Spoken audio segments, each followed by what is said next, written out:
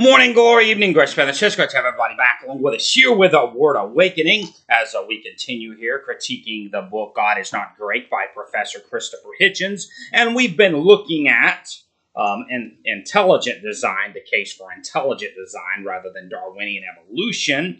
And today we're going to be looking at the origin of animals. Next time when we meet, we'll probably finish that up, at least with what we've been doing now, with some things that Professor Hitchens said in Chapter 1 of his book. And today we're going to be looking at, as I said, the origin of animals. The origin of animals. And and so now, considering the nature of animals and what is required to build an animal, the only intelligent design can explain the abrupt origin of animal life in the fossil record, as well as the new information required to build the integrated nature of parts and systems that comprise animal body parts. And so, like Stephen Meyer, he wrote a book called Darwin's Doubt, where he discusses about the origin of animals, and here he makes the case that intelligent design is the best explanation for many aspects of the origin of animals, as witnessed in the Cambrian explosion. Intelligent agents can generate new form rapidly, as we see in the abrupt appearance of animals and the Cambrian fossil record. And we quote Stephen Meyer now from his book Darwin's Doubt, pages 362 to 363. He says, intelligent agents have foresight. Such agents can determine or select functional goals before they are physically instantiated. They can devise or select material means to accomplish those ends from among an array of possibilities. They can then actualize those goals in accordance with a preconceived design plan or set of functional requirements. Rational agents can constrain combinatorial space with distant information-rich outcomes in mind. Intelligent agents sometimes produce material entities through a series of gradual modifications, as when a sculptor shapes a sculpture over time. Nevertheless, intelligent agents also have the capacity to introduce complex technological systems into the world fully formed. Often, such systems bear no resemblance to earlier technological systems. Their invention occurs without a material connection to earlier, more rudimentary technologies. When the radio was first invented, it was unlike anything that had come before, even other forms of communication technology. For this reason, although intelligent agents need not generate novel structures abruptly, they can do so. Thus, invoking the activity of a mind provides a causally adequate explanation for the pattern of abrupt appearance in the Cambrian fossil record. Intelligent agents can generate top-down patterns of appearance like we see in animal body plans. This from Brother Meyer's book, pages 371 to 372. He says top-down causation begins with a basic architecture, blueprint, or plan, and then proceeds to assemble parts in accord with it. The blueprint stands causally prior to the assembly and arrangement of the parts. But where could such a blueprint come from? One possibility involves a mental mode of causation. Intelligent agents often conceive of plans prior to their material instantiation. That is, the preconceived design of a blueprint often proceeds in the assembly of parts in accord with it. An observer touring the parts section of a General Motors plant will see no direct evidence of a prior blueprint for GM's new models, but will perceive the basic design plan immediately upon observing the finished product. At the end of the assembly line, design systems, whether automobiles, airplanes, or computers, invariably manifest a design plan that preceded their first material instantiation. But the parts did not generate the whole. Rather, an idea of the whole directed the assembly of the parts. And also, intelligent agents can construct and modify complex integrated circuits that are necessary for animal development. Like from the book on page 364 of Darwin's Doubt, Meyer goes on, integrated circuits and electronics are systems of individually functional components, such as transistors, resistors, and capacitors that are connected together to perform an overarching function. Like in our experience, complex integrated circuits and the functional integration of parts in complex systems generally are known to be produced by intelligent agents, specifically by engineers. Moreover, intelligence is the only known cause of such effects. Since developing animals employ a form of integrated circuitry, and certainly one manifesting a tightly and functionally integrated system of parts and subsystems, and since intelligence is the only known cause of these features, the necessary presence of these features in developing Cambrian animals would seem to indicate that intelligent agency played a role in their origin. And also here, intelligent agents generating new digital information like we see in DNA. This from the book on page 360.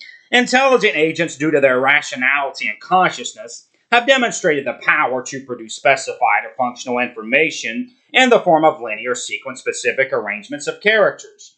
Digital and alphabetical forms of information routinely arise from intelligent agents. A computer user who traces the information on a screen back to its source invariably comes to mind a software engineer or programmer, of course. The information in a book or inscription ultimately derives from a writer, or what some people might call a scribe. Our experience-based knowledge of information flow confirms that systems with large amounts of specified or functional information invariably originate from an intelligent source. The generation of functional information is habitually associated with conscious activity. Our uniform experience confirms this obvious truth. Yeah, I know how appropriate talking about the origin of animals. I have my cat Haggai walking behind me. Continuing on here, as well from the book on page 362, rational agents can arrange both matter and symbols with distant goals in mind. They also routinely solve problems of combinatorial inflation. In using language, the human mind routinely finds or generates highly improbable linguistic sequences to convey an intended or preconceived idea. In the process of thought, functional objectives precede and constrain the selection of words, sounds, and symbols to generate functional and meaningful sequences from a vast ensemble of meaningless alternative possible combinations of sound or symbol.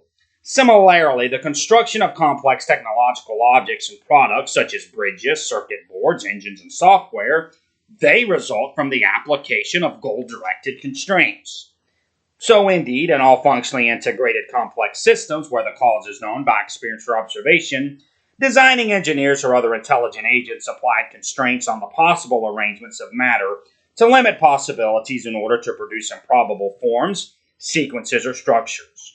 Rational agents have repeatedly demonstrated the capacity to constrain possible outcomes to actualize improbable but initially unrealized future functions. Repeated experience affirms that intelligent agents, intelligent minds, uniquely possess those causal powers. And so now looking at intelligent agents can generate new structural epigenetic information and construct functionally integrated and hierarchically organized layers of information as we see in animal body plans. This from Meyer's book on page 366. The highly specified, tightly integrated, hierarchical arrangements of molecular components and systems within animal body plans also suggest intelligent design. This is again because of our experience with the features and systems that intelligent agents and only intelligent agents produce. Indeed, based on our experience, we know that intelligent human agents have the capacity to generate complex and functionally specified arrangements of matter, that is, to generate specified complexity or specified information. Further, human agents often design information-rich hierarchies in which both individual modules and the arrangement of those modules exhibit complexity and specified information as defined in Chapter 8 of his book. Individual transistors, resistors, and capacitors in an integrated circuit exhibit considerable complexity and specificity of design. Yet at a higher level of organization, the specific arrangement and connection of these components within an integrated circuit requires additional information and reflects further design. Conscious and rational agents have as part of their powers of purposive intelligence the capacity to design information-rich parts and to organize those parts into functional information-rich systems and hierarchies. And then Brother Meyer concludes that from page 379 of his book, both the Cambrian animal forms themselves and their pattern of appearance in the fossil record exhibit precisely those features that we should expect to see if an intelligent cause had acted to produce them. And then he summarized his argument as follows. This from page 381. When we encounter objects that manifest any of the key features present in the Cambrian animals, or events that exhibit the patterns present in the Cambrian fossil record, and we know how these features and patterns arose, invariably we find that intelligent design played a causal role in their origin.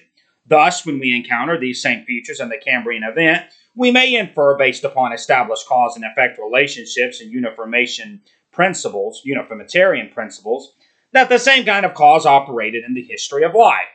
In other words, intelligent design constitutes the best, most causally adequate explanation for the origin of information and circuitry necessary to build the Cambrian animals. It also provides the best explanation for the top-down, explosive, and discontinuous pattern of appearance of the Cambrian animals in the fossil record.